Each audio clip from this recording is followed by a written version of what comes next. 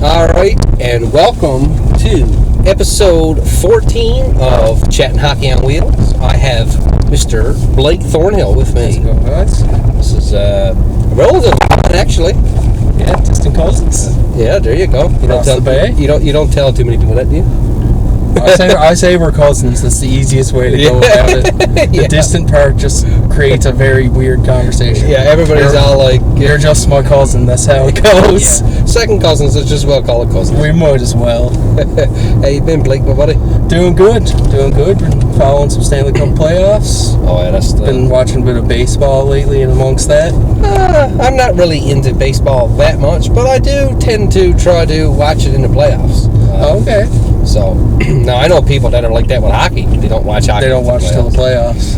I don't call them true fans, but bandwagoners. Yeah, basically. Call all them closet Leaf fans until the puck hits the ice for game one, and then they're like, "Oh, I'm a lifelong Leafs fan." And it's like, yeah, okay. Name 5 players on the roster.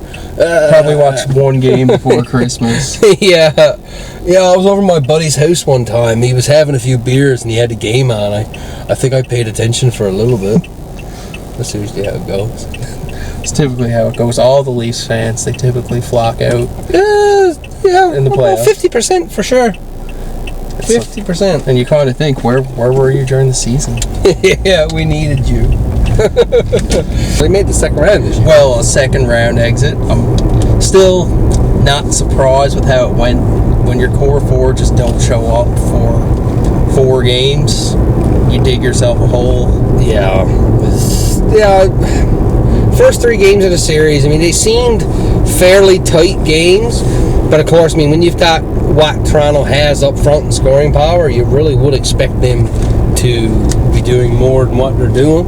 You would think, and then you got a lot of Leafs fans that are saying, well, they're playing Florida, look how good Florida's playing, right? And no disrespect to Florida had a pretty bad year. They did win the President's Trophy the year before. Yeah. So they had that going for them.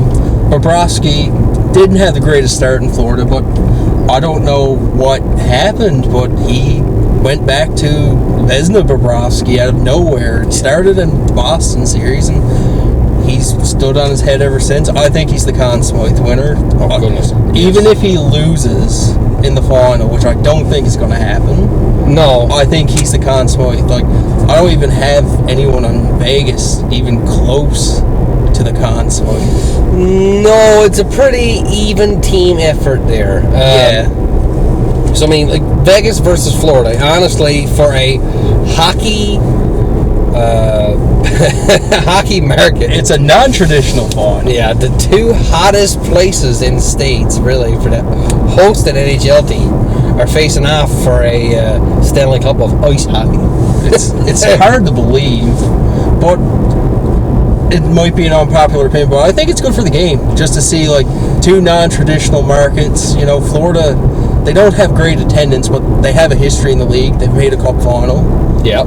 Vegas also made a cup final as well, right? Vegas also made a cup final, and I think with the whole expansion thing of Vegas, a lot of people complain about Vegas and how it was unfair, and the draft kind of gave them unfair advantage. But you know, if you want hockey to succeed, you need a good team off the start. No, that's right. That's true. Vegas was like, well, the NHL were the first professional team in Vegas, so they needed. You got to get a foothold in that market, and the best way to do that is get a winning team there.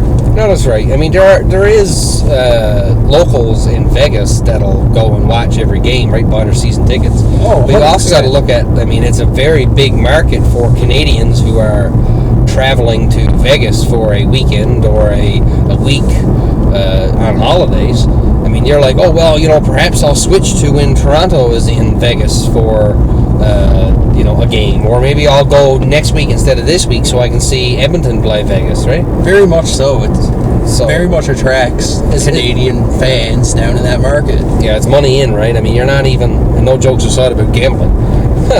It's a money in market, 100%. So I mean, you know, Vegas, they lost to Washington in 2018 in the finals. You've got Florida, who lost to Colorado, I do believe. It was Colorado, and that was a sweep. Yeah, in '96. So this is actually only the 7th time since 1926 only the 7th time that both teams in the Stanley Cup Finals have never won a cup before. So we're losing a member of the sad club by the sounds of it. That club's getting smaller and smaller. Yeah, for sure. It's guaranteed to get smaller by one this year. But guaranteed. But I mean, that's 96 seasons if you don't count obviously the 2005 no season. Right. That's 95 seasons where only 7 times 2 teams have met that have never won a cup. It is a huge milestone when you think about it like that. But I think it's going to be nice to see a different team win just to mix things up a bit. No, I agree. And C.H.O.W has done wonders. I know it probably hurts your soul to just see him walk like that, but he's almost unlocked a new level of play since he went to Florida. He is playing like he should have been playing in Calgary. If he had played like that against Edmonton last year, it's a greater possibility that we would have done a lot more than 5 games. Very much so. Right? So, I mean, I'm happy for him. At first, I was a bit sour. Now, I'm kind of like, no, I would much rather Florida win this series. Yeah, I'm with you. C.H.O.W, right? You got him there. Sam Bennett, I loved him when he was in Calgary. All I hear is people refer to him as 18-year-old Sam Bennett. I don't get the joke. No. I guess that's all he's been described as, but I think it's funny. He played well when he was in juniors, right? Yeah, I think that's where the joke comes from. It's the junior reference of 18-year-old Sam Bennett. Yeah. Bobrovsky's found his game again, which for a while there it looked like Spencer Knight had the crease. Yeah, no, for sure. And then of course, now his issues that he had. And then they got Lyon as well. I mean, Bobrovsky is an aging goalie. I think they've got a good future there with Lyon and Spencer Knight. I think so. So, I mean, going forward, I mean, Florida, they've always been in the mix. Yeah. They're one of those teams that never make it far enough, but they're always there to... When they're good, they're there, you know? Even the Huberdeau days in Florida, right? I mean, like you said, President's Trophy winners last year. They got put out by Tampa second round, but... Tampa's... They still showed up and they played. Yeah. Even in 2012, they had a good team. They didn't go far, but you knew Florida was good that year. Yeah. But I can't see Vegas winning. I know... Anything's possible. Anything's possible, and I know that's been a huge argument online. I've seen anything can happen. Get in the playoffs, anything can happen with Florida, but you got to factor in they won the President's Trophy last year. Yeah. They got 100 points. Like, they've got a team there. There's a team there. There's a culture there. It's not, they didn't just catch fire at the right moment and get in. No, but they've got they're the first 17th seed technically to go to the finals, because I mean, you count Los Angeles back in 2012 when Los Angeles went in as the 16th seed. They were the first 16th seed to sweep the first round seed. Yes. Because it was for a sweep in the first round, I believe 4-1 in the second round, and then another sweep in the third round. Yeah, it was for Los Angeles that year. Yeah, that was one of the most insane playoff runs I've ever seen. So I mean, now Florida's in the same path. They're saying like now they're the first 17th seed because technically, with the expansion, I guess. No, but one of the seeds over in the West had more points than Florida. Yes. So where Florida was technically 17th place in the standings, right? And for Vegas, I don't think anybody expected Vegas to get where they were. I mean, look at all the injuries that came up in the season. Yeah, Mark Stone went down. And Lehner went down for the year. I thought that was their season right there. I said, if you don't have Lehner, you're going in with Laurent Brossoit as your starting goalie. Yeah, but don't even have Brossoit. They have Hill. Yeah, they've got Aiden Hill, he's played well, but again, he's not playing Bobrovsky well. He's not playing Bobrovsky well. He's only facing like 16 shots a game, so it's really hard to say he's been playing well and standing on his head. Like, he's doing it off the win. No, the team seems to be there for him, right? Yeah, the team seems to be playing for him, and I kind of figured Vegas was going to pull the same stunt that Tampa did during their couple seasons.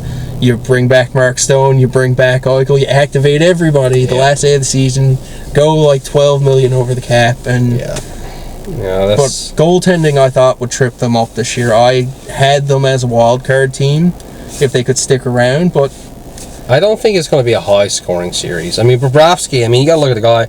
He's the third goalie since 1959 to record 2 straight 50-save playoff games. That's Game 5 against the Leafs, and then Game 1 against the Hurricanes. Unreal. I mean, it's out to lunch, right? And I mean, he's faced like 100 in the first 3 games against Carolina, including the 4th overtime. He faced over 111 shots and let in 2 goals. I thought Carolina was going to take that. Yeah. I thought Carolina was going to take that in 6 easily.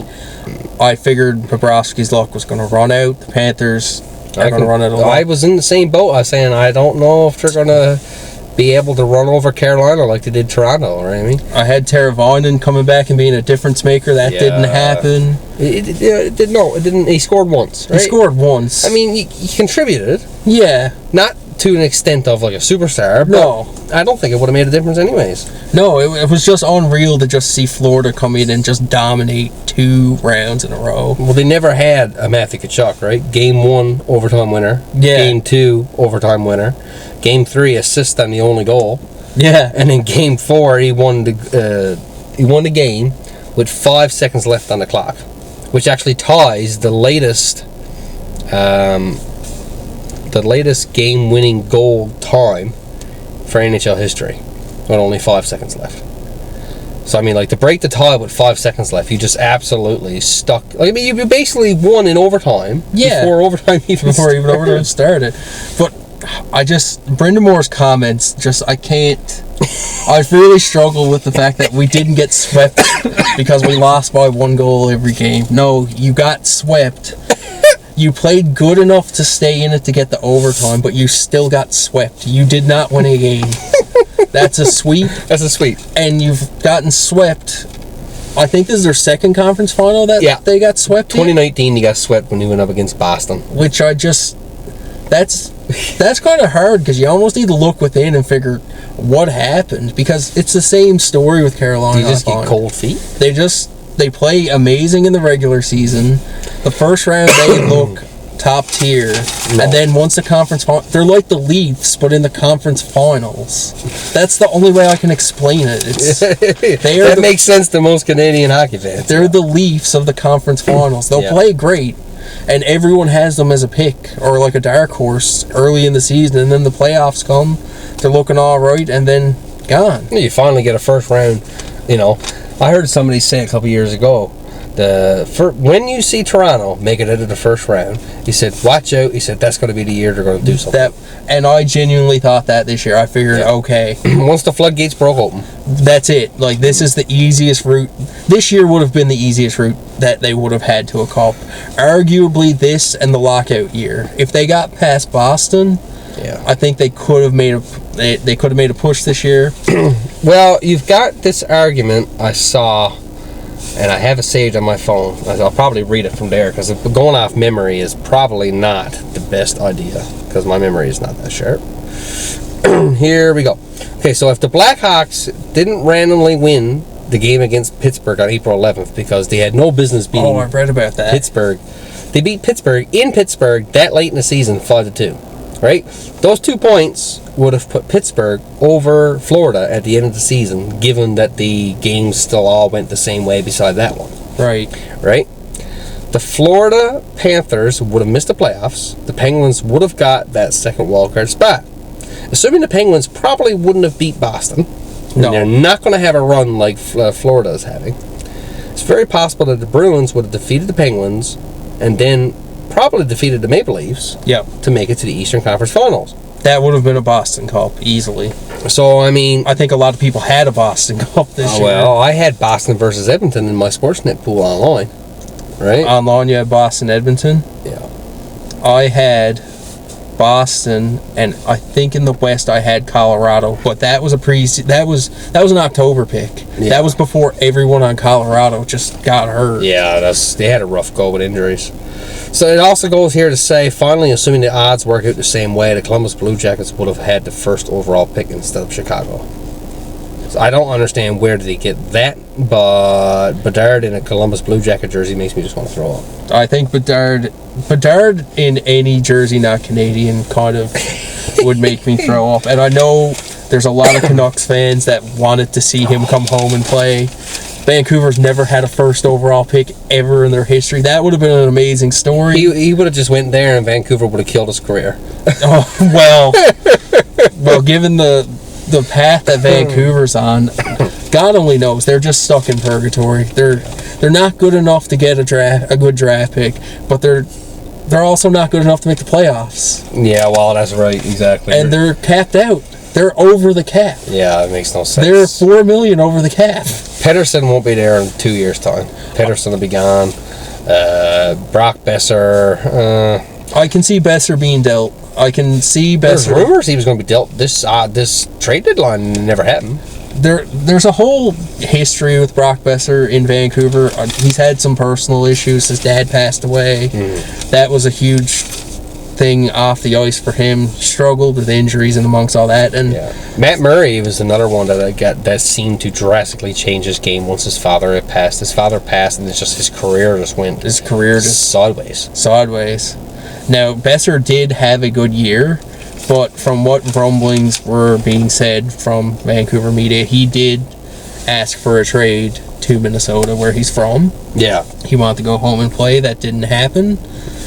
Later on, he came out and said he didn't request a trade, so yeah, I'm going to keep an eye on that. Rumors go everywhere, especially when Elliot Friedman gets his fingers into the business. Yes. So I don't think there's anybody I dislike in him and the guy with the curly hair from TSN, Craig Button. I hate Craig Button as a reporter, and Elliot Friedman gets on my nerves as a reporter. Just two of them are.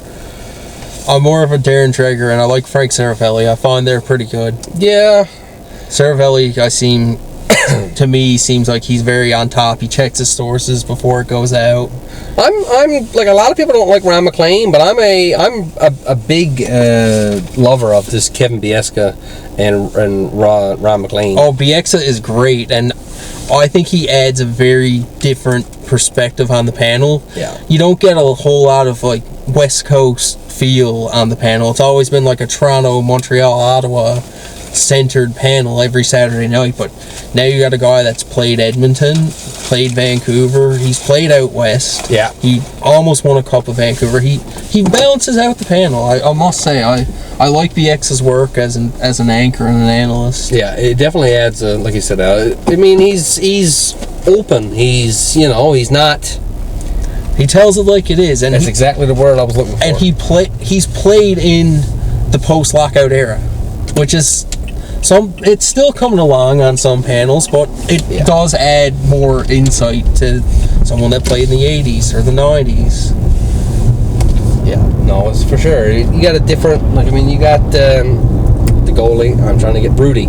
Yes. I mean, yeah, he got a great perspective. He played a little bit in the league, but it's nothing like what Bieksa got. I mean, he got hundreds of games in. Yeah, and it's a breath of fresh air on a panel that needs it, because I don't know about you, but I think Sportsnet's coverage of hockey is just garbage. It's not great. It's not awful. Now, I hear ESPN is one of the worst. Yeah. And this whole TNT thing where they get it with hockey sticks and shoot at the net while they're talking hockey. It's very bizarre. Yeah, it gets on my nerves, honestly. It's a dynamic I didn't need. It's very bizarre, and it works for the NBA. Yeah. And you got Gretzky there with his dentures in. With his dentures in. It's very obvious dentures. And he's here like this here, and they're talking about hockey, and he's shooting a puck at the net, and he misses the open net, and they're making jokes that he's not as good as he used to be, and he's like, obviously not, I'm like 65 years old, what are you talking about? And then you got Paul Bissonnette there. No disrespect to Biz Nasty, but he's just been standing the Leafs the whole time, and it doesn't come off as like genuine. To me, it's almost like you're doing this for popularity. Like it doesn't seem like a genuine analysis to me. I don't notice it so much, especially for the first two rounds. I mean, I've been flicking off the analysis in the panel. Yeah. Right? There were games were at 8:30 and 9. Yeah. As soon as the period was over on the 8:30 game, I was flicking to the 9 o'clock game and waiting for that period to be over and then flicking back. Yeah, going back and forth. Right? So, I mean, I'm not even paying attention to the analysis half the time, right? I just find Sportsnet's coverage across the board is just subpar. It really comes out in the draft. Yeah. So, I mean, Are we both in agreement with Panthers here? I think we're both in agreement that I think so. Florida's going to do it. I got Florida in 6. Well, they both went with their superstitions. Yes. I would say 6 as well, actually. Not to jump around, but yeah, 6 is a good number. The superstitions about touching the trophy. Yes. In the East, you win more times when you touch it. Yes. In the West, you win more times when you don't touch it. When you don't touch it. So, of course, naturally, Florida touched it and Vegas didn't. So that remains up in the air. Personally, I'm not a superstitious person, but I did pay attention to what Florida did, because I don't know if you've seen footage of the 96 Eastern Conference Finals, but Florida lifted up the Prince of Wales trophy like they won the Cup. Yeah. They were parading that thing around the ice, so I was really interested to see if they were going to do that again, because it was kind of funny that they did that and then they got swept by Colorado. No, that's right. But I wanted to see if they would do that again, or were they going to stick with not touching it or touching it. But no, I mean, I think Pittsburgh touched it. Yeah, Pittsburgh Both touched cups. it. Both cups. And I believe that Tampa Bay touched it all 3 finals in a row there, when he won 2 and then last one. So, I mean, yeah, it's all about superstition. It doesn't make a beans of difference, really. No. But, like Matthew Tkachuk had said, he said, nobody expected us to make the playoffs. No. So here we are. We just advanced to the finals. Of course I'm going to touch the cup. Of course I'm going to take my picture with it. And I said, I'm going to enjoy that I've won this cup. I mean, he said, it's the first time I've been this far. So exactly. Why not bask in his glory, You might as well. It's your first. You just signed a huge contract, and you go to the Cup final in your first season there. Yeah. You got to celebrate that. No, that's right. But I think it's going to go to 6. I know there's been a lot of comments about load management, and is this rest of Florida going to screw them over? It might, because they kind of... Well, I mean, they had a few games wait there when they beat Toronto. So, I mean, it never really stumped them there. No, I think they might catch them sleeping, though. I think they'll get off to a slow start. They might drop game 1 or 2. I'm kind of expecting that. I don't know. You'll never know until it comes. You never know. Right? I expect Florida to jump on and be as fast-paced. You think they're just going to go full bore? Yeah, well, I mean, I don't say they're going to win 4 straight. I don't say they're going to go up 3-0 in the series. I can easily see the series going 2-2 and then Florida coming and winning games 5 and 6. Oh, okay. Right? Vegas is like, I find I'm not watching Vegas as much as I'm watching Florida. Because the time difference. Now, this series against Dallas, I think I watched 5 out of 6 of the games. Okay. Right? Not necessarily front to back, but I'm watching a good portion of them, right? So, Vegas is, don't sleep on Vegas. They're good. They've got 4 lines that are all contributing. Yeah, they have a very well-rounded lineup. I'll give them that. They have Phil Kessel that they're not even playing. Yeah. He's in the press box. Do you think we see Phil Kessel in the final? No. You don't think he plays? Unless they go down like 3-0 or they're down 3-1, I don't think you're going to see any lineup changes for Vegas. I can't see that. It's sad because, Phil's not superior. And, he's getting older. Yeah, he's definitely this is probably his last NHL job, I believe. Yeah, you're going to see his Ironman streak broke next year for sure. That's not going to continue to go just because of what it is. I think he plays 1 game, but that's if things get really bad for Vegas. I can see him being traded in the offseason, to be completely honest with you. How many years does he have left on his deal? I don't know. That's a question that that kind of thing I don't really keep up on all that much, I must say. I'm interested to just see what happens there, because I feel like this is what he's on now is his last NHL contract for sure. There's no doubt about it. Yeah, he's getting up there, right? I mean, he contributed in Arizona, but Vegas, he's just, he's almost not good enough to be with Vegas, if that makes sense. Yeah, Vegas are in the now, win now mode, but man, they are going to bottom out, and it's going to suck in Vegas for a while I think so. When they come off this, because they have Stone, they've got Eichel, they have no, real prospects in the pool, so this is kind of do or die for Vegas in the next couple of years. No. That's right. It's true. I mean, they've only got 6 original players from the 2018 Cup appearance. Yeah, the turnover's crazy. C.H.O.W has been amazing for them. I will say that. Yeah. Former Florida Panther. Yep. I don't know how he did not get protected in the draft, but Well, it's one of those things, right? You just somebody got to go, right? he also did wonders for me in my fantasy this year. I will point that out. I had C.H.O.W and C.H.O.W, so I did okay. Oh, for sure. I did okay. Yeah. Well, you got C.H.O.W, William Carlson, Braden McNabb, Shea Theodore, William Carrier, and oh Lord, I got to mark that. Raleigh Smith. Raleigh Smith, yes. He was one of the originals. Those are the 6 originals that's left on the team. So, I mean, all their goalies have been turned over. Like you said, now Stone come in, Pacioretty come in and out, Phil Kessel's come in, Alex Pietrangelo came in. Like, everything that the team got that's like depth is Everything they got is through a trade. Yeah. Like, they had some really good draft picks, but again, they traded them away. Yeah.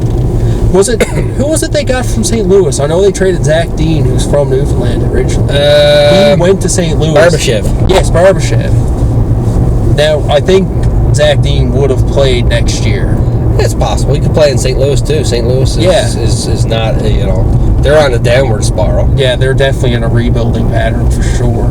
Yeah. But I definitely have Florida in 6. The Cup goes to Florida. It's going to be different. I know there's going to be a lot of people that are. I've seen people post online, I'm not watching this final. They're just like, grow up, guys. I think I'll watch it every year. I mean, if it was Toronto versus Edmonton, I would slap myself silly because I wouldn't want either of them to win. But you would still follow. I'd still watch it. Yeah, that's my issue is when everyone gets like their nose up, like, well, these 2 non-traditional markets are playing, I'm not watching. You're going to watch. You got grumpy old people in them, no matter what it is. And like, everyone makes fun of Florida for low attendance, having a bad team, and now they're finally good, and everyone's upset about that. It's insane to me. No, they couldn't even sell it a full game, though. They couldn't sell it a full game against Toronto. No, like, you could get tickets day of. There might have been nosebleeds, but you could get up there. That's crazy to even think about. It's madness to think about that you can go to a game in Florida in the middle of the season for the same price as a Growlers game. Now, you ever want to argue with those people to say I'm not watching this Cup final? Go for it. Because Vegas has 16 Canadians. Yep. Florida has 13. Florida's got 13. That is 29 Canadians playing in the finals. Vegas has 16 Canadians, 3 Americans, 1 Latvian, 1 Russian, and 1 Swede. Florida has 13 Canadians, 4 Americans, 3 Finnish, 1 Czech, 1 Russian, and 1 Swede. There's the breakdown. Right? 2 Russians. Can you name the 2 Russians who's in the finals? Bobrovsky's number 1. Second one's Barbashev. Has to be Barbashev. Gotcha. That's right. Yeah. And the Swede. Where's Barkov from? Barkov is Finnish, isn't he? Barkov is Finnish and Russian. He has dual, I think, but I think internationally he's a Finn. Okay, that's what I was thinking about. It's like, I'm pretty sure Bobrovsky's Russian, so where's Barkov? It's kind of like a Leo Komarov situation. I don't know if you've heard of him. Yeah, Leo, yeah. Russian, Finnish, dual citizen. Either way, he's in a hurry. Either way, he's in a hurry. That's a good one. And Canada won at the World Championships. Yep. That was not, I will say, that was probably one of the weaker rosters of Team Canada I've seen in that tournament. And a lot of lower tiered teams benefited from that, but it's good to see. Latvia got a bronze medal on ice. That's huge for that country. First time they've ever made it past the semis. Actually, it's the first time they ever made it to the semis, I should say. Yeah. First time they've ever medaled. Right? And that was fantastic to see. And they beat the States. Yeah. Which, I'm not going to lie, it is fun to see the States lose anything. It's always more fun when Canada does it, of course. But Canada beat Germany. I kind of figured that was a shoe-in. Hats off to Germany, though. They kind of said it without saying it going into the game. It's like, we're playing Canada. Probably not going to win, but anything past the semifinals was gravy for us, and it's kind of cool to see Germany build off that momentum because they got silver in 2018. It was the first year without the NHL in the Olympics, but they cleaned up, I must say. Yeah. And it's cool to see that country, which has historically not been a hockey country. No, that's right. And you've got Stützle and Draisaitl coming out of there, and they're producing superstars. Maybe Latvia's the next one. And maybe Latvia's the next one. Anything's possible, right? Anything's possible. I remember there were maybe 2 Latvians in the league growing up watching hockey. Now there's at least a dozen. Yeah, no, that's right. It's like French and English. Maybe one day you'll even see them hardly compete. And even Japan. Japan seems to be winding up, especially in women's hockey. Yeah. Japan seems to be getting better and better. Right? Japan is ungodly good at sledge hockey, believe it or not. It's a strange thing to be good at, but hockey is hockey, and maybe that can build their program a bit. No, that's right. So, one last thing before I turn off from the Canada talk. Marie-Philippe Poulin and Laura Stacey, which are teammates on Team Canada, they got engaged. They announced that they are engaged. Congratulations to them. Good to them. It seems to me a lot of the women's hockey players, they date each other? They date each other, or they're married to someone on another team or in the business, and more to power to them. Yep. But it's still just so strange to me to see Caroline Ouellette and Julie Chu, who played against each other in Canada, the States, and they're married. Yeah, that's happily married. It's so strange to me, but good for them. It must be fun when the Olympics come. That's got to be interesting during the Olympics. That they've hated each other for years with the rivalry, and here they are married. No, that's right. But yeah, it's good to see. I think Poulin, her career in playing is soon coming to an end. She's clutch, man. She's clutch. One of the best Canadian. You know what? I'm willing to say she's one of the best Canadian hockey players. I think she's passed Wickenheiser on the greatest female hockey player. I can see her working for a front office somewhere in the future. Isn't she involved with Montreal?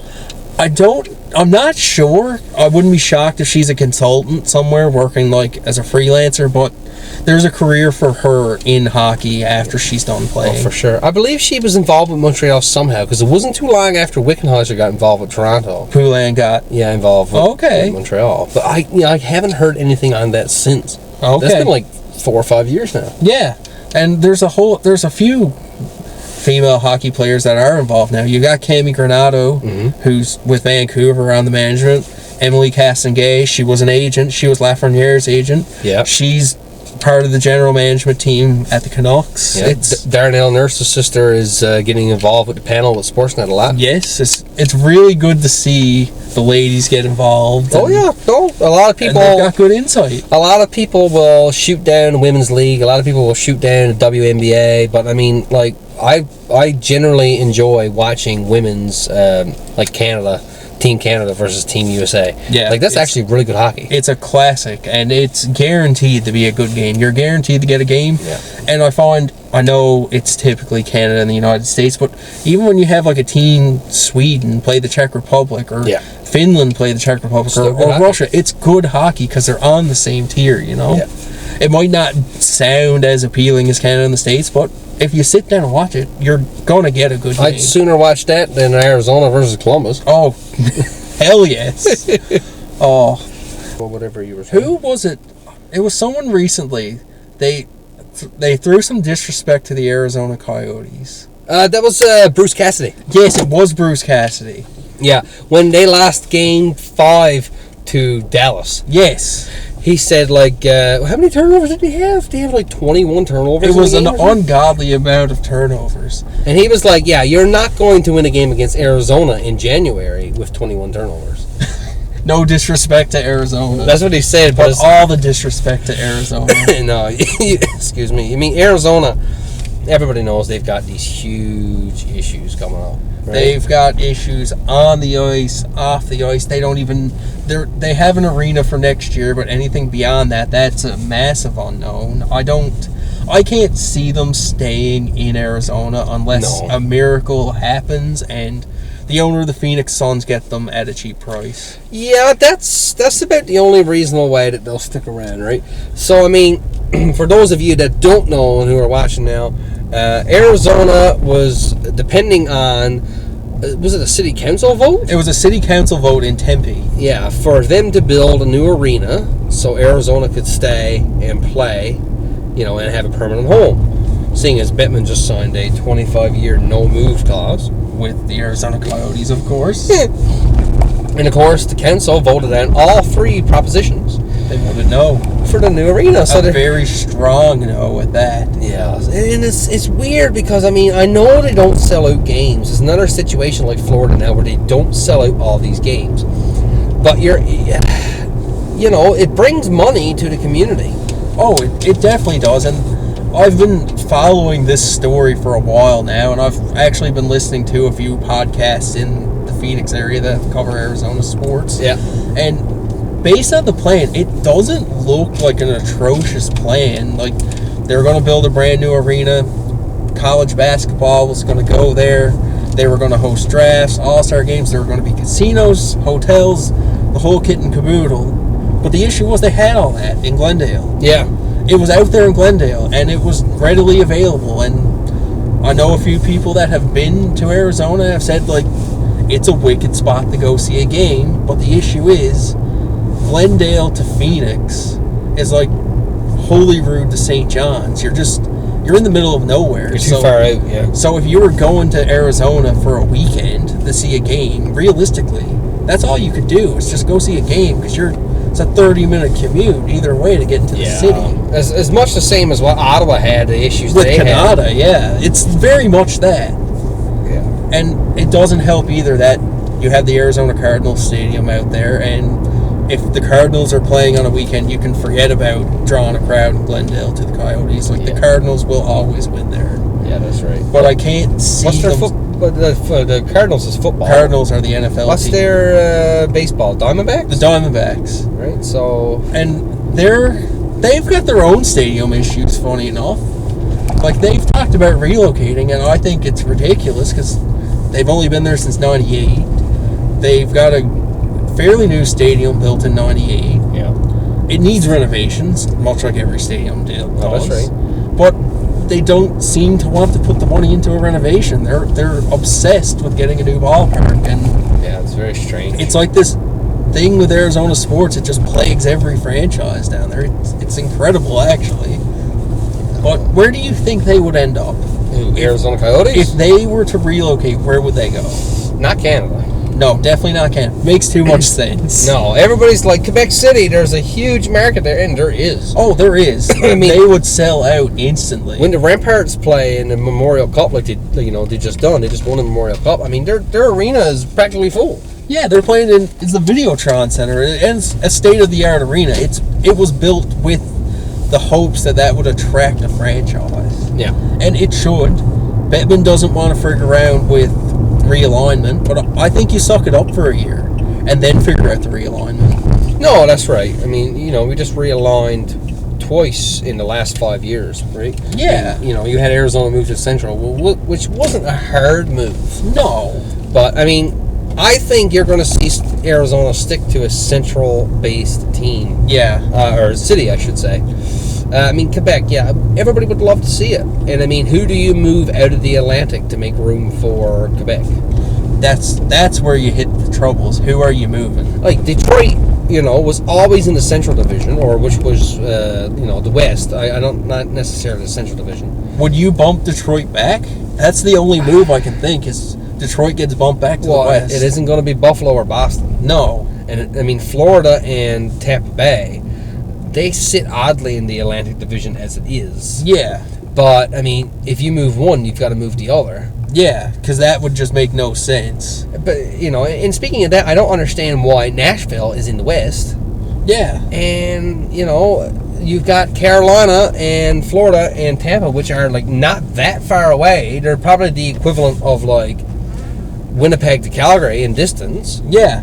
And they're playing in two different conferences. You only see Carolina play Nashville twice a year. It makes no sense. Yeah, that's a good regional rivalry to have. If you want to grow the game, there's a southern rivalry. Yeah. But no, they're not going to put them in Quebec. I mean, that's definitely not it. I mean, Detroit would have to be the team to move unless you did complete work. Someone's probably going to crap on me for saying this. Put Toronto in the West. Oh. That would be awful, but they were in the West at one point, At one point, yeah, because that's how 93 was like that, right? Yeah, 93, they're in the West. Yeah. I think that would be kind of funny if Toronto went to the West, but... Yeah, I guess that's just a matter of teams which were on which side of It would be weird. I've grown up seeing Toronto in the East. Yeah.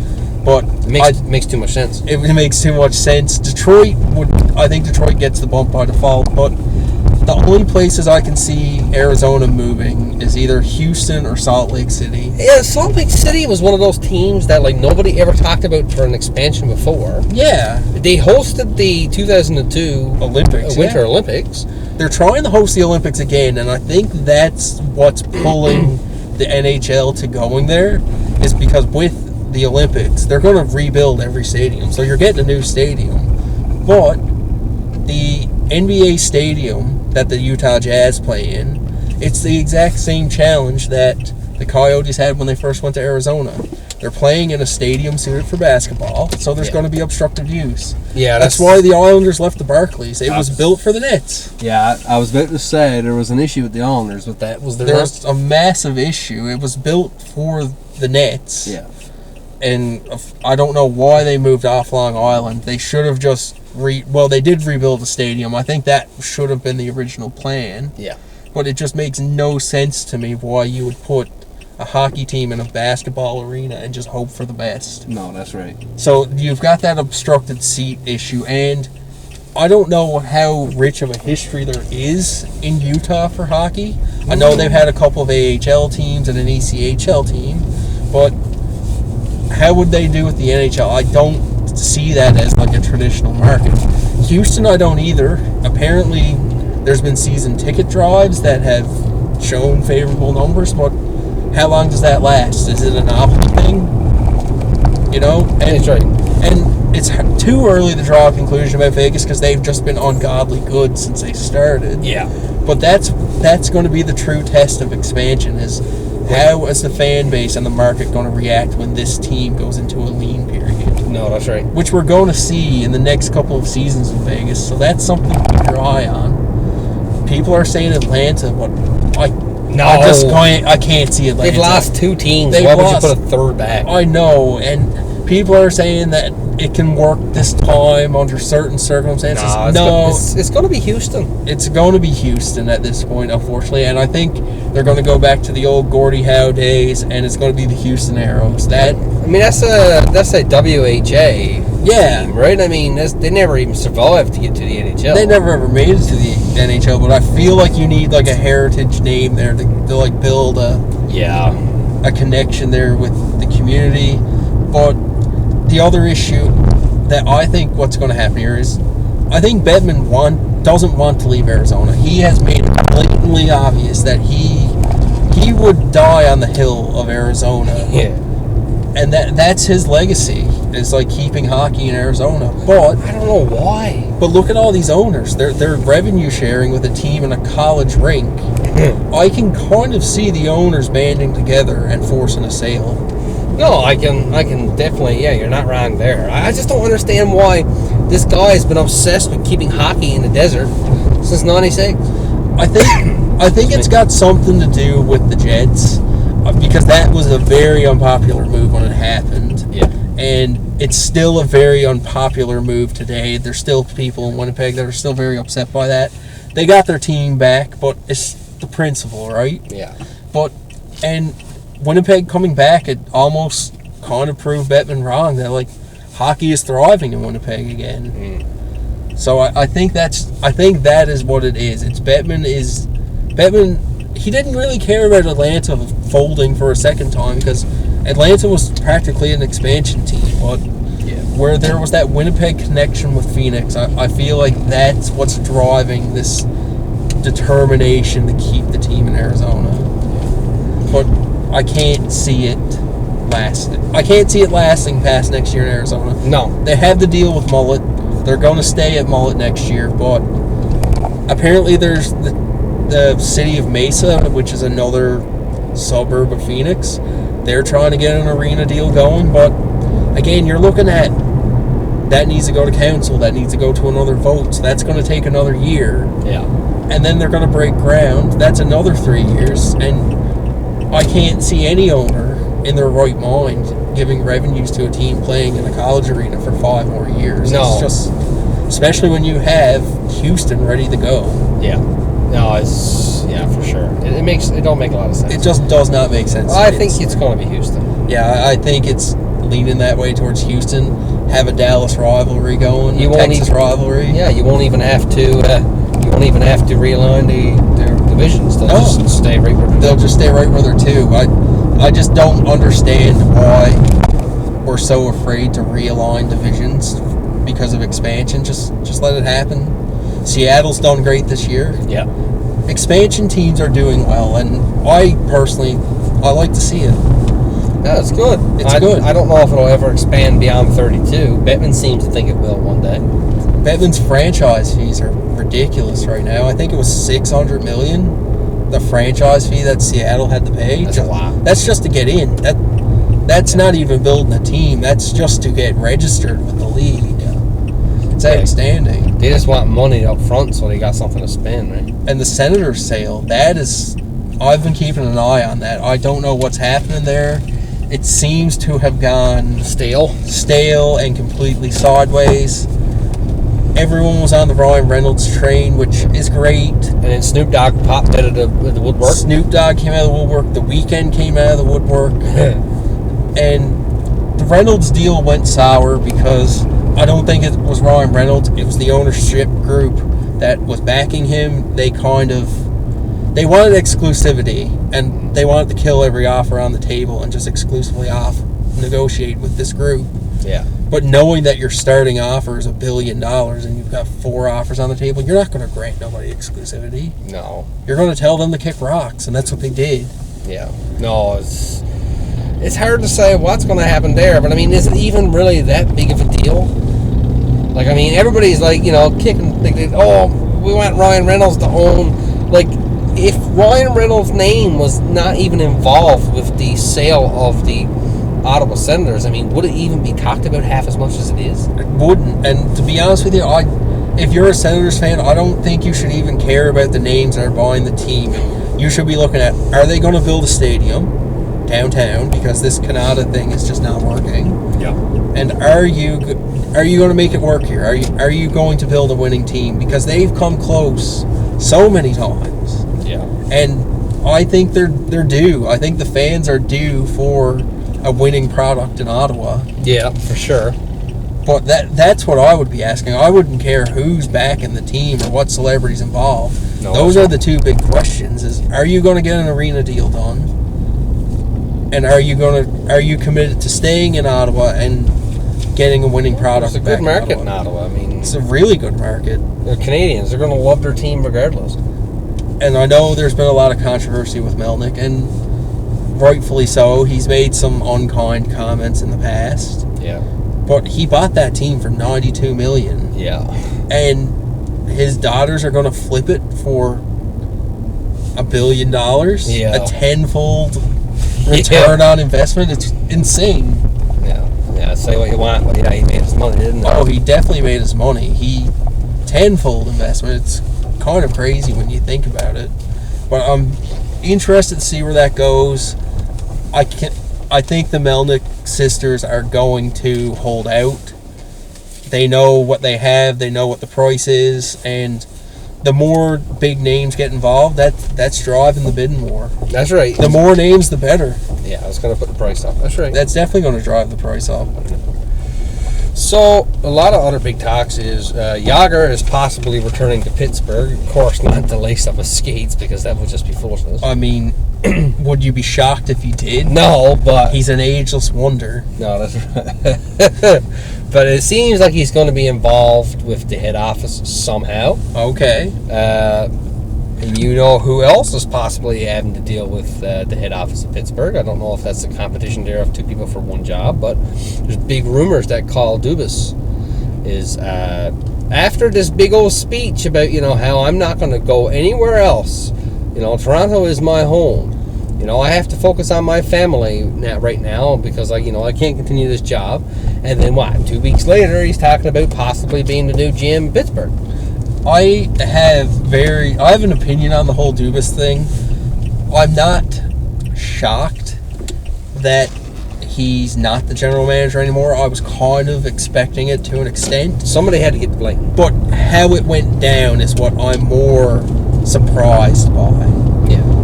kind of figured a change would need to be made. When I first heard the news, I kind of figured, Dubas has a history of doubling down on the core four. Yeah. He is adamant to make it work with those four players, and he's doubled down, he's tripled down every season after an elimination. So, in my mind, I kind of thought there was a disagreement between Shanahan and Dubas and MLSE involving the core four, maybe moving a piece out, getting something back, seeing what you could do. Yeah. That wasn't the case. That is what I figured happened, was that there was a disagreement over the core four, but then we come out and then Shanahan is talking about, I was going to bring him back, but after that interview, driving home from that, I made a decision not to. That, to me, just seems ridiculous.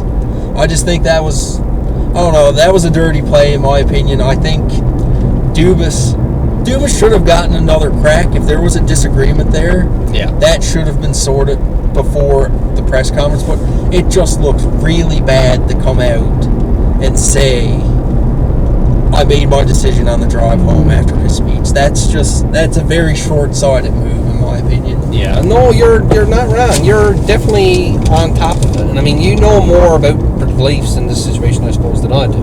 Because I generally try to avoid as much as much trouble as possible. Not, that's not me being sour. That's me being sincere. I mean, like, I try to stay away from it because it gets on. And it's in everyone's face. I agree with that. It gets on my nerves that all they talk about is Toronto. Toronto got put out, and it's a 2-week conversation.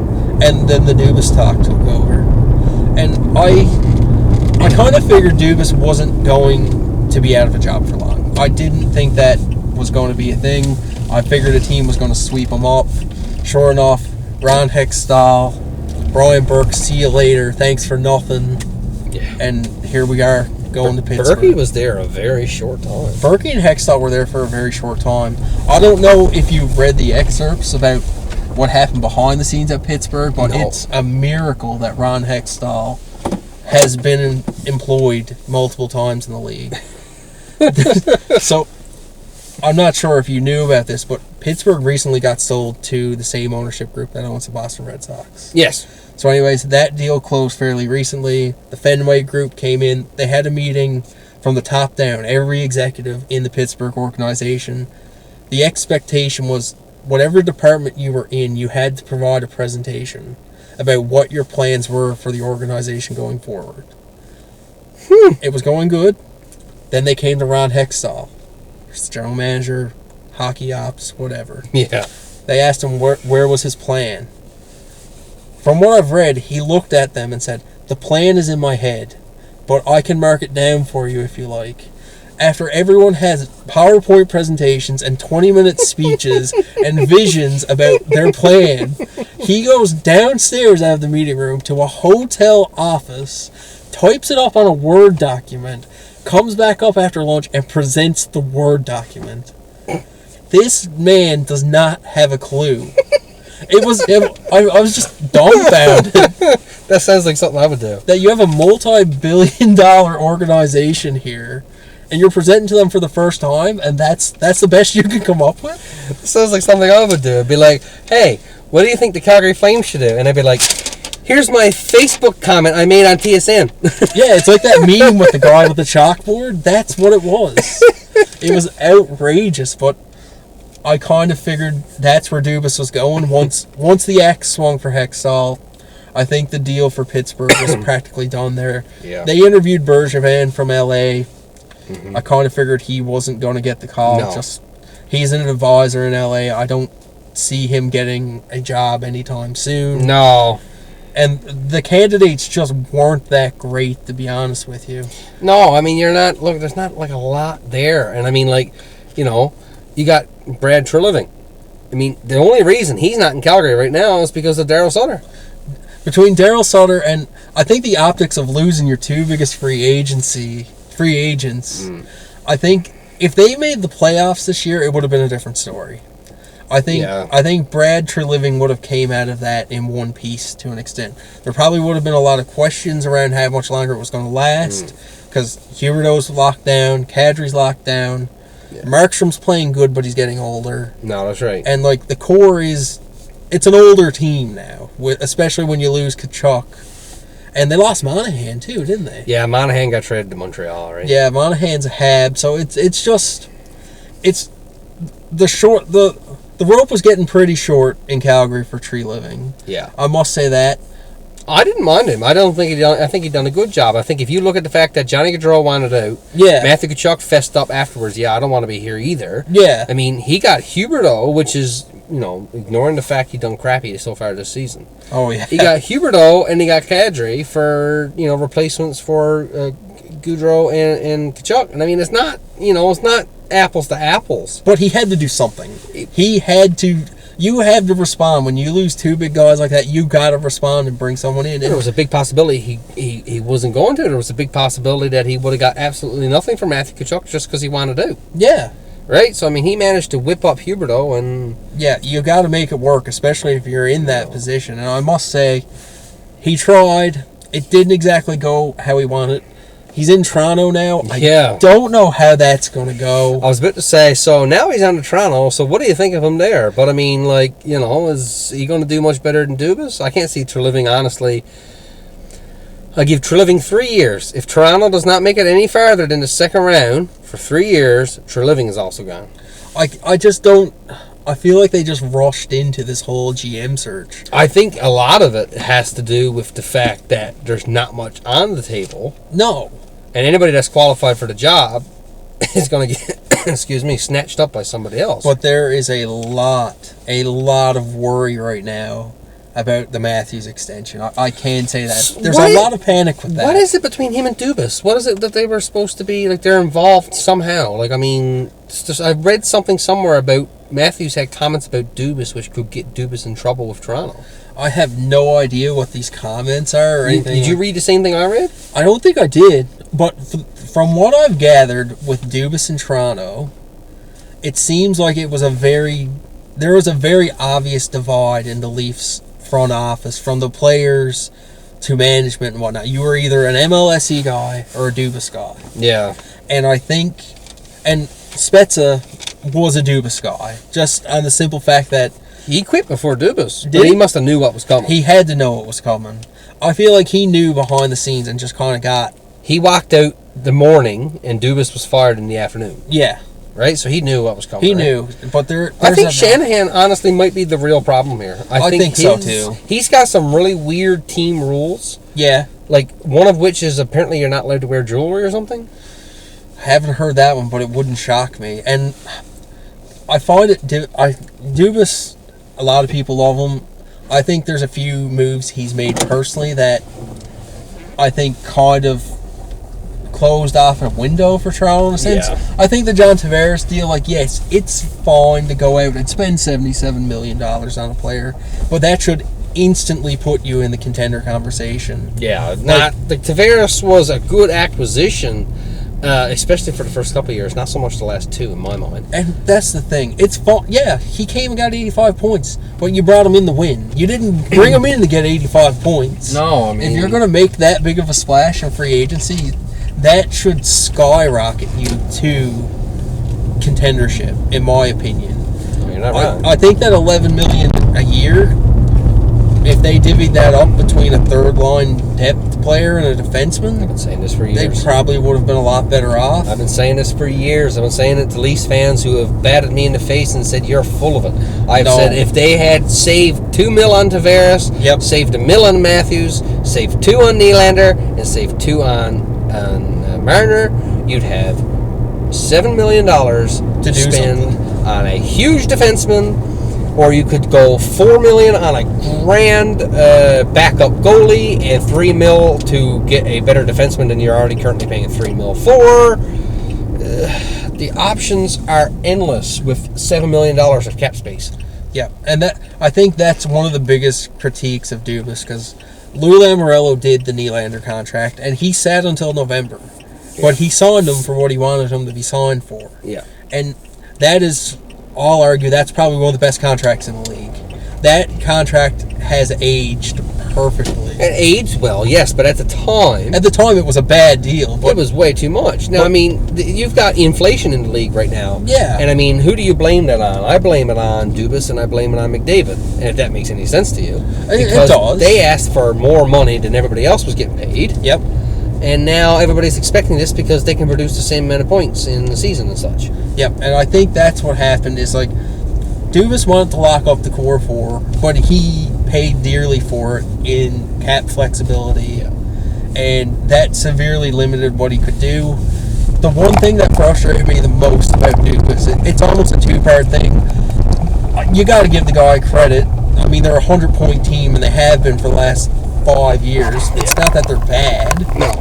But look at what they've had to do to try to get in. Like, they got incredibly lucky with Michael Bunting. Yeah. He's played amazing. He's a bit of a pest in the penalty box. I think the refs pick on him a bit personally, but he worked out.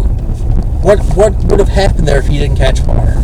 No, What would you have done? That's right. And then you're relying on aging vets coming in. Like Wayne Simmons. You brought in Wayne Simmons. He's brought some sandpaper, but he's in and out of the lineup. He's not the right kind of sandpaper. I mean, I think Matthew Tkachuk this year, That's what you need. that's definition NHL. sandpaper. That he's got the perfect mix of skill and grit. Yeah, They brought in Simmons. They tried Nick Foligno, which was terrible. Luke Shen. Luke Shen came back. I'll give Shen credit. He actually was one of the better vets they brought in. I will say that. But the Ryan O'Reilly, they went all in. Now, he was a good acquisition. He was a good acquisition, but it's still the same principle that I don't have the money to bring in sustainably good players, so I'm just going to sell futures and get a vet now and hope it works. Well, I think they know maybe perhaps that, well, if we don't do this, maybe Matthews do want out. Maybe if we do this and, Marner's the only guy that wants to stick around. Yeah. Tavares and Marner might be the only two of the core four that wants to finish their career in Toronto or keep playing in Toronto. Nylander might want out and Matthews might want out. Right? It's going to be interesting to see what happens there. And I always thought, and it's been there for a while, people have been talking about Matthews wanting to go to Arizona, go home and play. Well, but that's up in the air right now, so the Arizona factor's out of it. But I don't know who has the cap space to bring him in, because he's going to ask for the motherload of salary. Yeah, there's a big rumor that, and of course, rumors are always rumors. Yes. But there's a lot of talk there for a while that Los Angeles has enough cap space to trade two players and take him on. Okay. And I mean, him in Los Angeles, I can see it. Well, that would be huge for LA. I don't hear a lot of talk about LA, but I think they're one of those teams that are just going to come out of nowhere one year and they're just going to be good. But I can't see Treliving doing anything significant with the situation the Leafs are in. He's going to be the guy that's going to get blamed for the core four blowing up. He's going to have He's going to have to make a trade or do something to establish himself. Yeah. I know it sucks, but Nylander's the easiest person to trade in that core four. That's the only contract I can see someone wanting to bite on. People call him a lazy player. I don't know how I feel about him being a lazy player. He's a good player. He's a good player. And I think that's the other part. It's like Matthews is a bona fide superstar. Marner, he's a good player, 100-point player. Mm-hmm. Nylander was always projected to be a 70 or 80-point player. He was never meant to be your franchise player, the face of the franchise.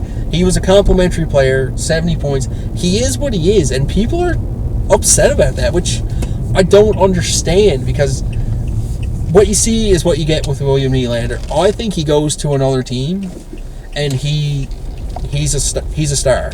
Yeah, I think he would excel. I'm going to agree with you there. I think he's going to go somewhere else, and he's going to be put on the top line, and I think he's going to flourish. And a lot of talks, and for 2 years now, has been Nylander is what the Calgary Flames need.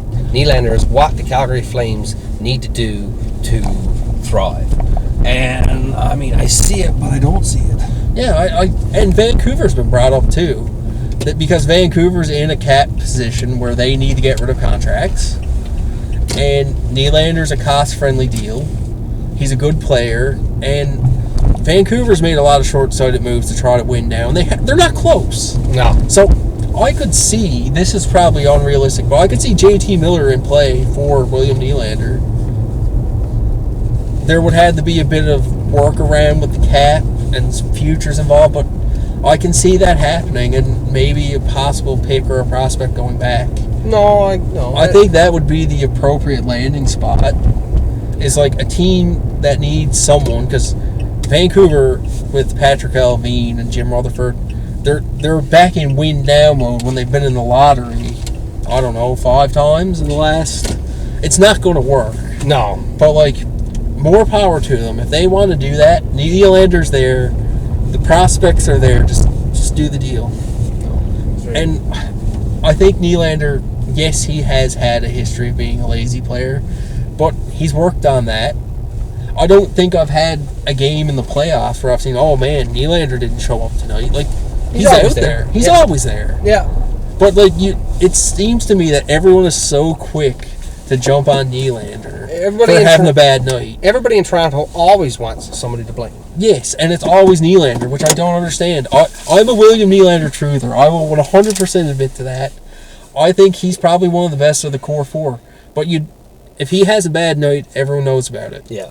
If Marner has a bad night, it's excuse after excuse after excuse. But he's one of the hardest working guys on the team, has a wicked contract. I'll never forget about Marner crying when they were down in Game 7 against Montreal. Oh. Dude was actually on the bench with tears in his eyes. He's like, dude, suck up the tears, get out, and win the game. Make a big move. You ain't got to score, but make a big move to change the direction of this game. You've got 8 minutes left in this game. Get out and, like, throw something heavy. Like, do something. That's why I struggle with the Leafs. I feel like they just have this culture there where, like, well, I'm getting $11 million. We played until the end of April. Got some extra money for the franchise. What more do you want? Yeah, they're in this like, oh, that's not my job. Yeah. Well, Wayne Simmons is supposed to be the guy to fight that guy. I'm not going to fight him. Matthews is always at that. Matthews is this huge dude. He's like, what, 6'4", 6'3"? He's heavy. Yeah, he's a big dude. And he throws his weight around and he blocks shots. I get that. But when it comes to, like, trying to sway a team to start winning, he's always there, like, getting punched like this at fights, and he's like, yeah, don't touch me. Yeah, he's not a physical player, and it would kind of hurt him if he tried to play that game, because then you're going to lose goal scoring there. Well, he didn't have goal scoring this year. But you almost need a Tkachuk, or like a Marchand, or like even like a Jonathan Marchessault, like that type of player that can hit, that can score, and play the body. That's what you need. You need that type of player, and that's what you need. And I know, like, the enforcer is not really a role anymore, but they're being replaced by guys like the Tkachuks, like the Marchessaults. Yeah. That's what the Leafs need. They need a guy like that. Yeah. I know Marchand's near the end of his career, but again, a guy like that, a guy like Brendan Gallagher. That's what they need. Tkachuk is the new Marchand, right? Yes, he is the new Marchand. They're both complete and total pests. But they're so good at playing the game. Yeah. Right? And, like, not just scoring, but they're so good at playing the game. They're just, it's the perfect mix of skill and fight. For sure. So, I mean, we're going to see what, like, Dubas can do if he goes to Pittsburgh. We're going to see what Treliving can do in Toronto, because that's confirmed now. That wasn't confirmed until, like, this afternoon. But that was swirling for a couple days. Yeah. Craig Conroy in Calgary. How do you feel about that? I spoke about it on an episode 3 or 4 ago with Melissa over the phone, and I said, just because Conroy is an ex-Flames player, and I know he's been a part of the organization as assistant for a while. Yeah, he's been there for a while. But just because he's a former Flame doesn't make it going to be the best choice we got for GM. There's other options there. But, of course, they went with Craig Conroy.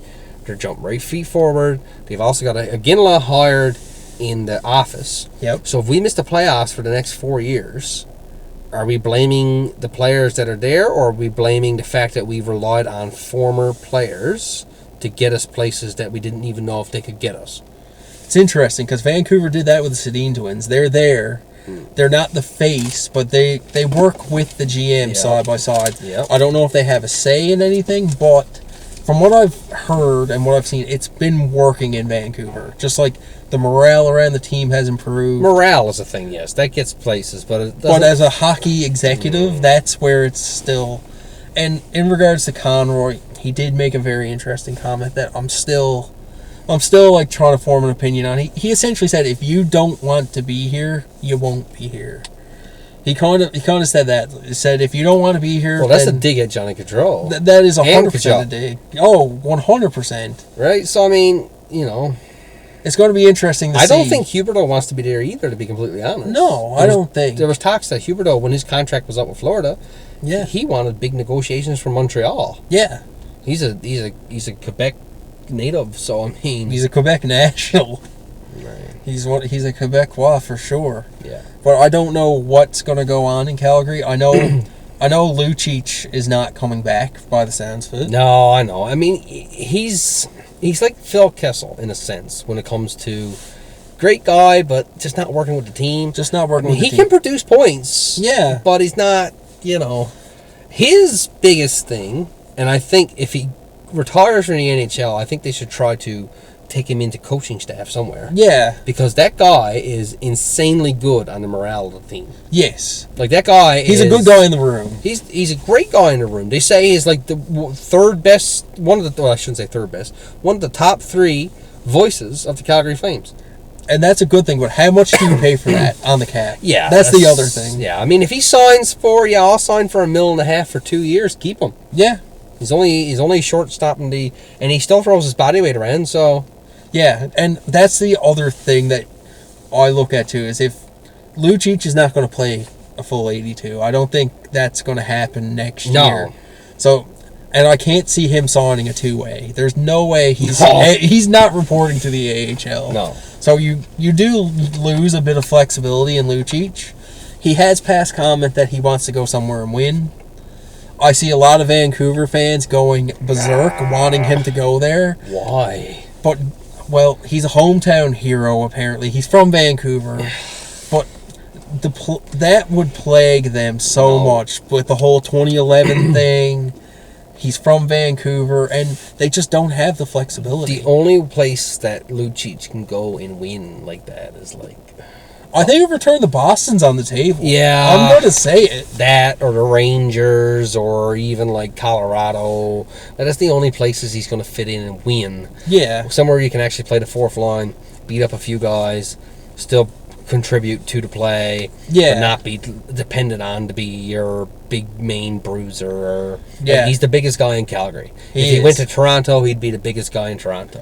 I don't think he's as feared as what he once was. No. I've had this conversation today with someone, actually. They said he's still, like, feared in that, and if he's in the lineup, he's going to protect the Stars. I was like, if that was the case, he was on Edmonton. They have the best player in the world in McDavid, and they turfed him. I know the contract had something to do with it, but if he was this force that everybody thought he was, you'd make it work. You'd reconfigure the deal. Zegras was proof that he is not feared like he was, because last time that he got up in Zegras' face when Anaheim and Calgary played late in the season, Zegras actually looked at him and was like laughing at him. He was like, "What are you doing?" Exactly. And he was like trying to rough up Zegras, and he was like, that's like what Zegras was literally doing. He was kind of like on the ice, right? So no, Lucic doesn't have the same appeal, but I like him as a Flames fan.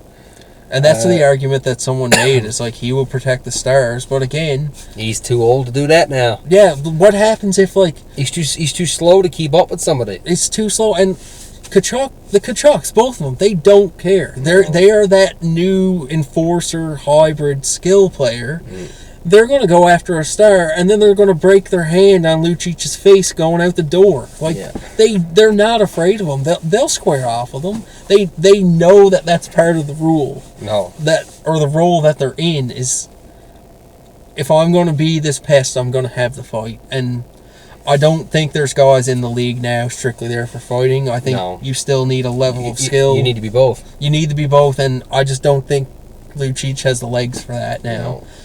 If someone's going to take him under the understanding that, okay, I'm probably going to play 30 or 40 games, going to be in the press box for a bit, that's fine. Yeah, probably going to be Boston if that happens. Yeah, I can see a return to Boston. 1 year contract. 1 year.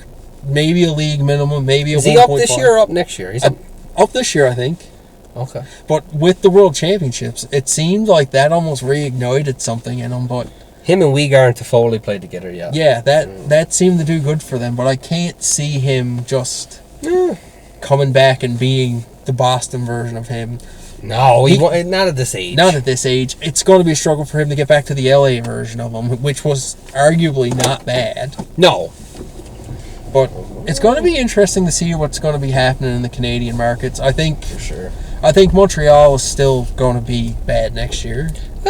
Yeah, they got a good core coming up, right? But Yeah, they've got the pieces there. They're definitely on the rise in a couple of years, but I'm expecting Montreal to not be a playoff team. no, I can make the coin right now that Calgary will be a wild card team, and then you got Winnipeg in the mix, and then Toronto and Edmonton will definitely make the playoffs. Yep. So it's those four, and that's it. No I think- Vancouver, no Ottawa, no Montreal. I think Winnipeg misses next year.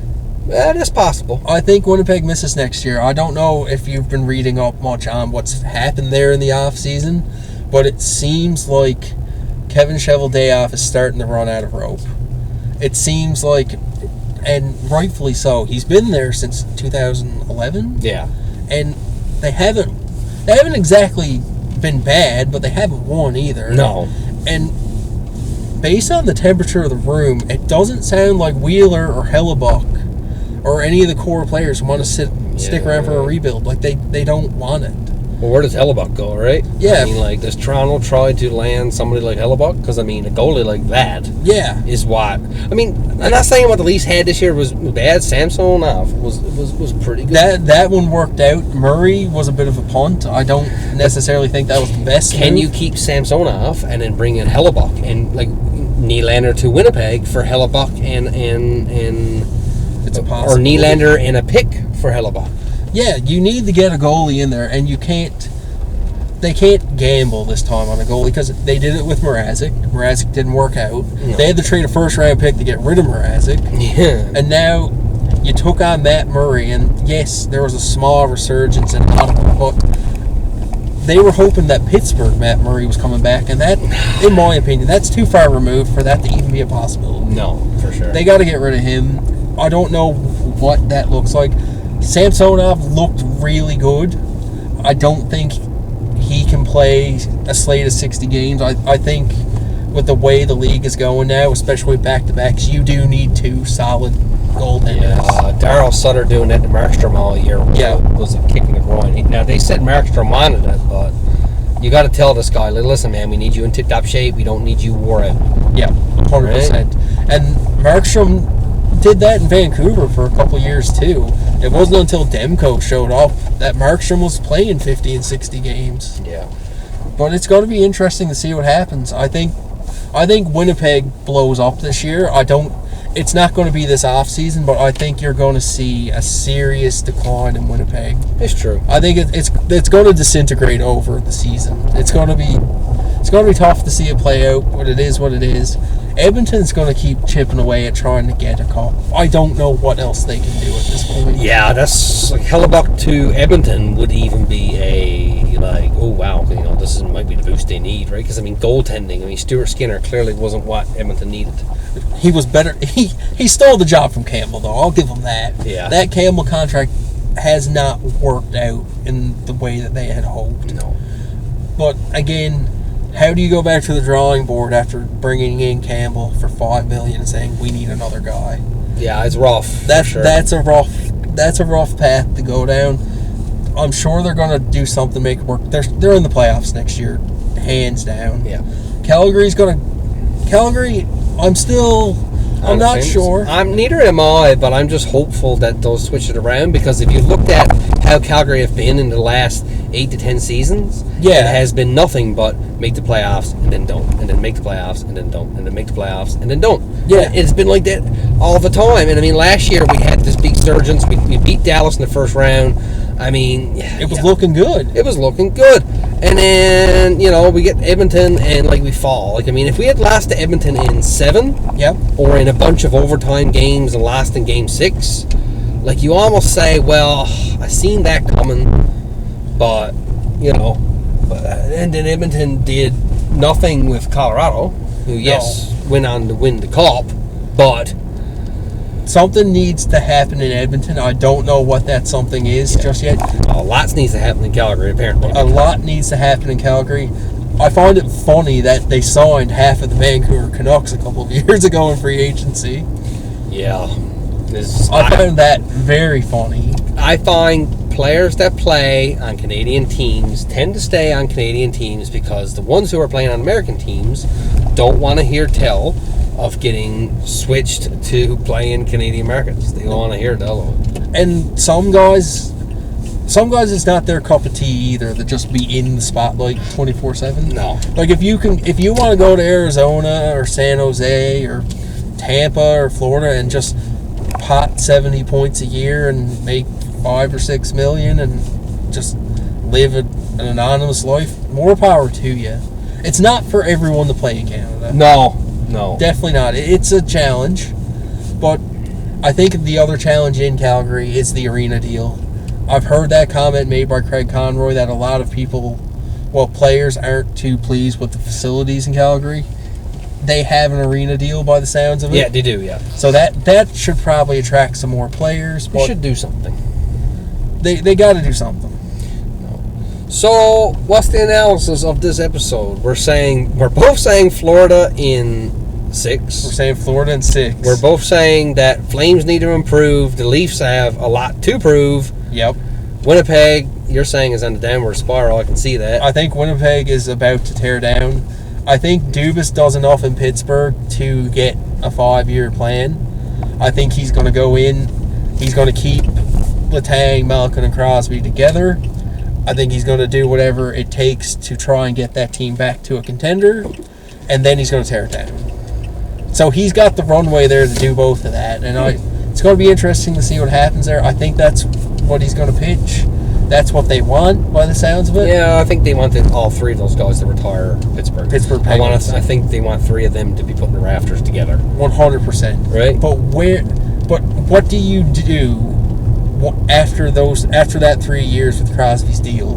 Because you're going to burn through all your first-round picks to keep the window open. Yeah. So that's make or break for Dubas, in my opinion. Is yes, you're going to burn through all this stuff to get that core 3 back to being competitive for one final run. Yeah.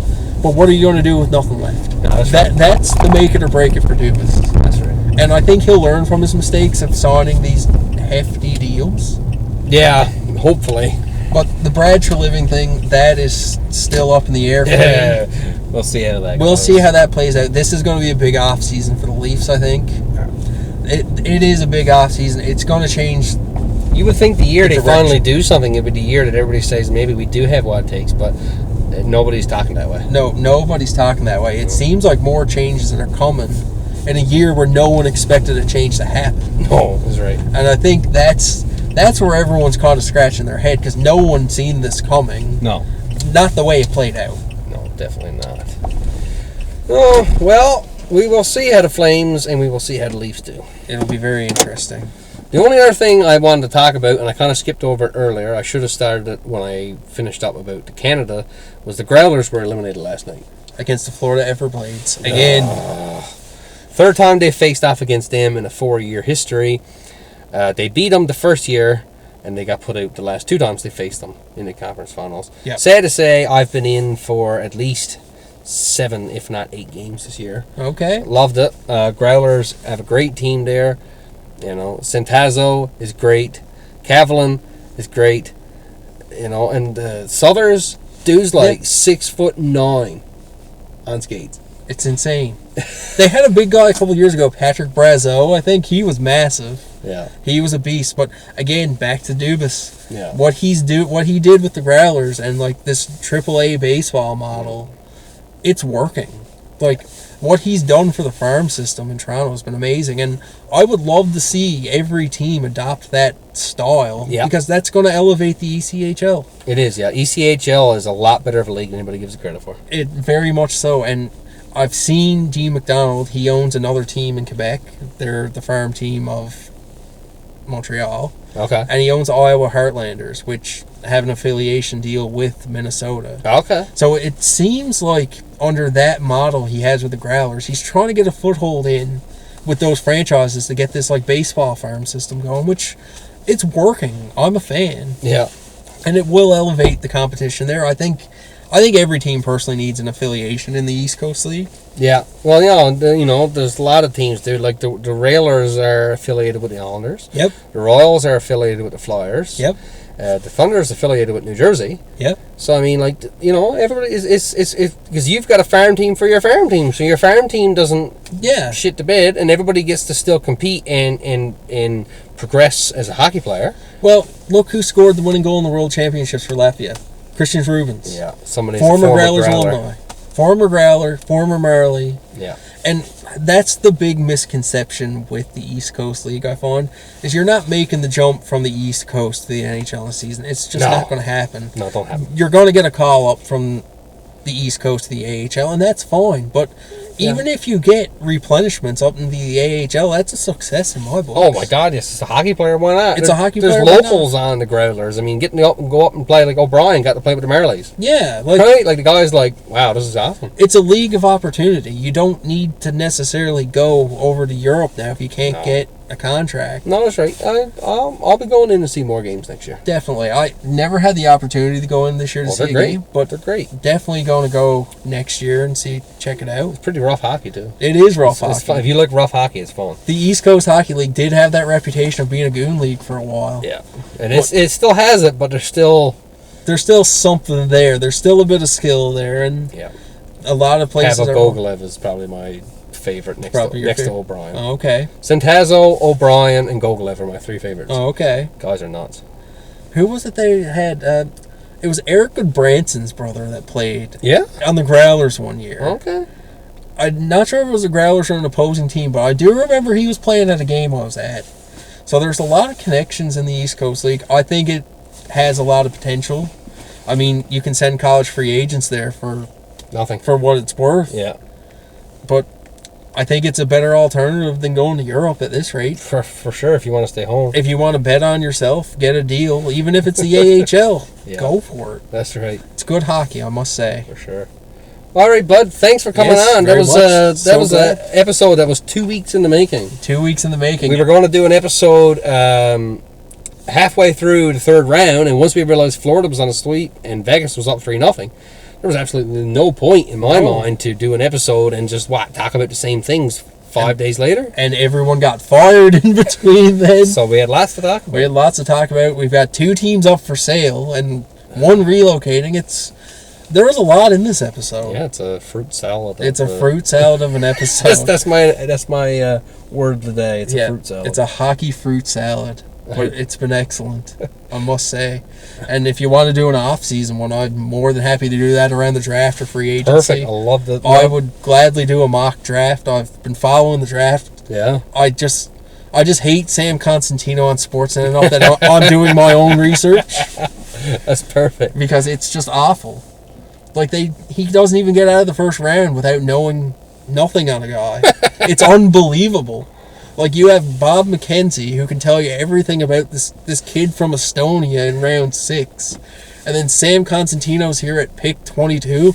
I don't know anything about this guy. Like, are you serious? Why are you saying this? Well, like, why are you saying this? How do you run out of content at 22? Like, there are freelancers out there doing this. Like, podcasters like yourself that are following the draft, like, thoroughly and, like, investing the time in the prospects, and they know more about it than Sam Constantino. It's mind-boggling. Jeez. Well, I definitely have to get into that, because I say draft is not something I pay attention to. The draft, I typically follow the lotto teams. Yeah. And see what's going on there. It's going to be interesting to see. Vancouver's pick is apparently in play this year. Everyone is saying Bedard should pull the Eric Lindros. I don't think we'll ever see that ever in our lifetime. Probably not. He's definitely going to go to Chicago. That's a guarantee. Yeah. A lot of questions around C.H.O.W. I wouldn't take a chance on him if I was a rebuilding team. No. If you're 3 or 4 years out and you're going to be bad for a while, I'd take the chance. I'm looking at you, San Jose.